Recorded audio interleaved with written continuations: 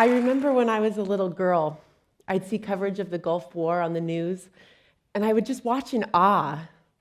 Even then, I was thinking about the person who was behind the camera capturing those images. I grew up in a really small town, and I knew at a young age that I wanted to see the world. And I wanted to share those experiences with people that may not ever make it to those far-off places. 2 years ago, an opportunity came my way to make a film in Afghanistan, and I felt like I'd been waiting my whole life for this project. When I found out about a team of female cyclists in Kabul, it didn't take much to convince me to pack my bags and go check it out, see what the story was. So I built my dream team film crew. I figured out how we'd get enough money to get us started, and I booked my ticket to Kabul. Afghanistan is a hard place to be a woman, but that's not all I'm here to talk about today. I want to talk about how a group of young Afghan girls have become my heroes. What comes to mind when you think about a woman riding a bike in Afghanistan? My guess is you're probably thinking men don't allow women to ride bikes there. Or maybe you're picturing a woman in a burqa and you're wondering what she would even wear if she did ride a bike. I'll be honest, I didn't think women could participate in sports in Afghanistan, let alone ride a bike. It's so public and visible. But then again, I didn't think women had many freedoms at all there. But getting to know this group of brave cyclists has completely changed my way of thinking. It's important to me, though, that we first address the typical Western perceptions that people have about Afghanistan. When I got to Kabul, I had landed in a conflict zone, and I could feel it. Relics from decades of fighting were on every street corner. I could have easily frozen up, and my loved ones back home would not have blamed me if I did. The bombed-out buildings and the constant threat of the Taliban.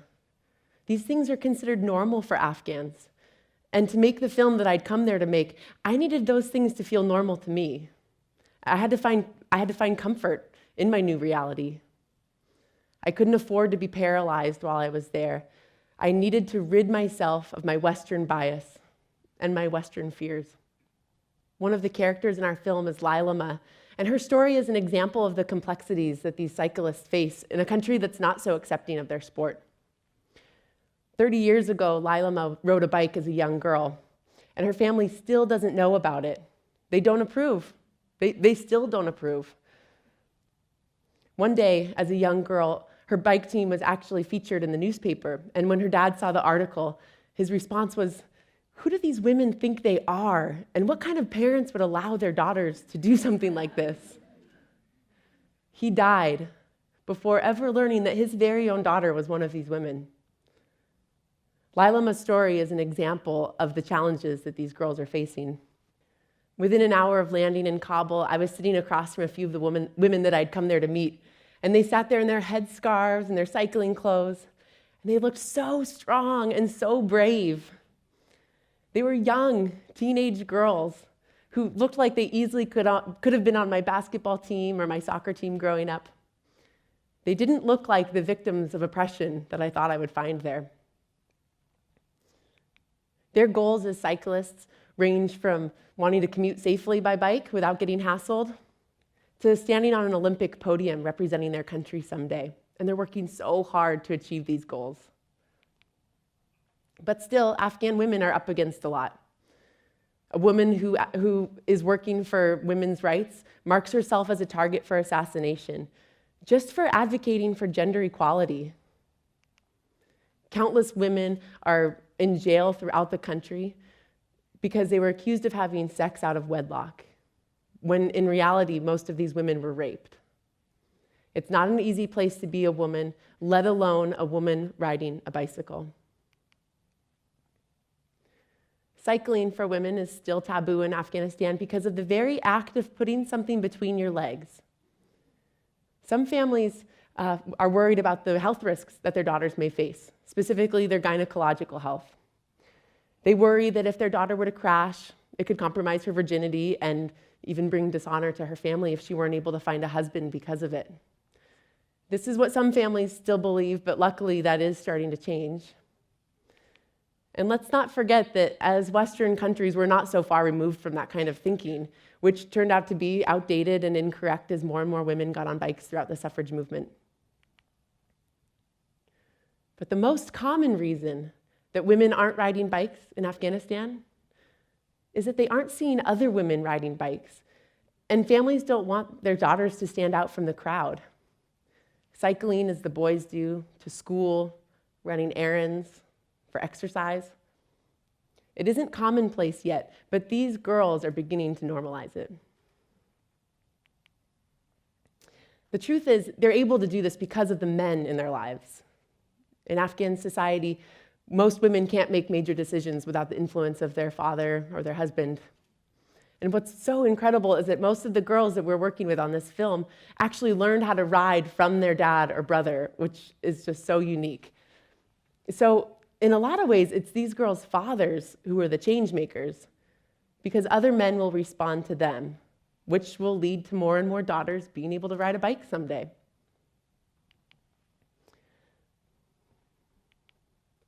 I've been working on this film for almost 2 years now, and we're already seeing tons of girls getting on bikes throughout the country. These women are the catalyst for change in Afghanistan because they're challenging gender barriers every time they get on a bicycle. They're not the first women to ride bikes in Afghanistan, but they are the ones who are igniting a cultural shift that will allow future generations of women to ride bikes to school safely, run errands more efficiently, and experience the independence that the bicycle can offer. Lilama was eager to talk to us so that her story could encourage more women to get on bikes. But she didn't want to show her face on camera because she was scared of what her husband would do if he found out. All this fear for riding a bicycle 30 years ago. So she covered her face and she told us about the joy she once felt on the bike and the role that she hopes it can play in the future. We can look at Lilama as a victim, or we can look at her as a hero for sharing her story so bravely on camera, despite the fear that she had for her husband. We are so quick to victimize women like Lilama. I think it comes from a good place. We want to support women like her. We want to help them get out of their oppressive situations. But treating them as victims just plays into that cycle, because victimizing them inherently puts them below ourselves, rather than treating them as equals. I'll admit, before getting to Kabul, I was guilty of this kind of thinking. I had this image in my head that these girls were weak or sheepish products of their situation, their oppression. I actually felt sorry for them. I didn't know them yet, but I pitied them and felt sorry for them because of where they were born. And I am embarrassed to admit that now that I've gotten to know these girls and have witnessed their strength. But yes, women are oppressed by men, culture, tradition in Afghanistan, but that does not have to mark them as a victim.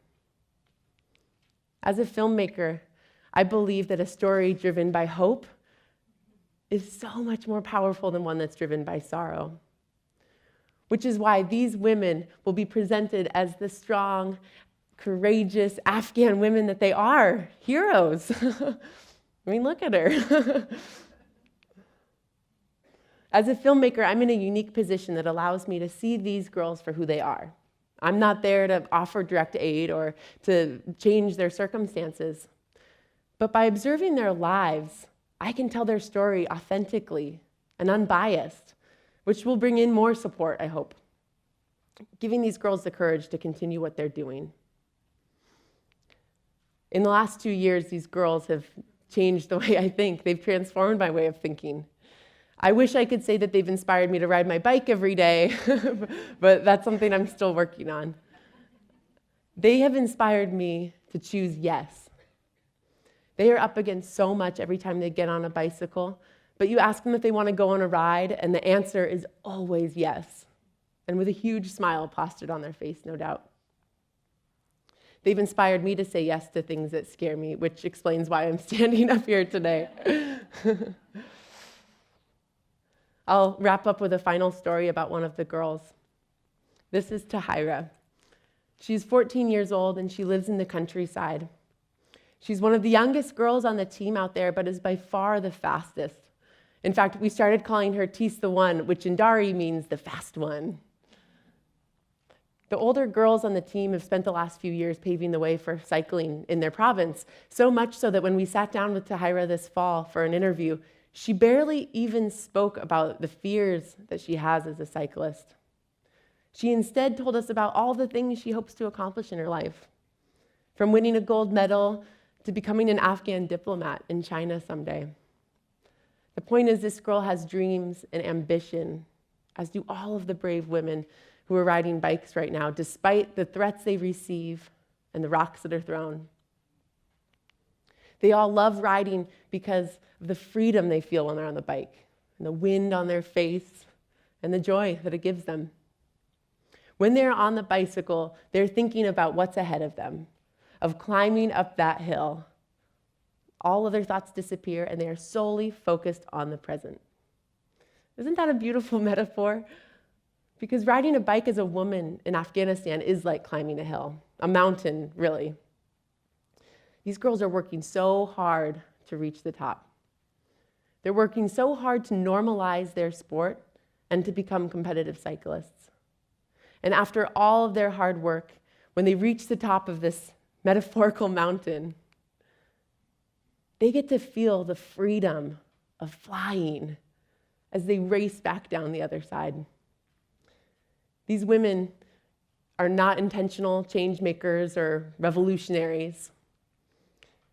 They're riding because it gives them independence. They're not victims of an oppressive situation. They're paving the way and the future for Afghan women. Thank you.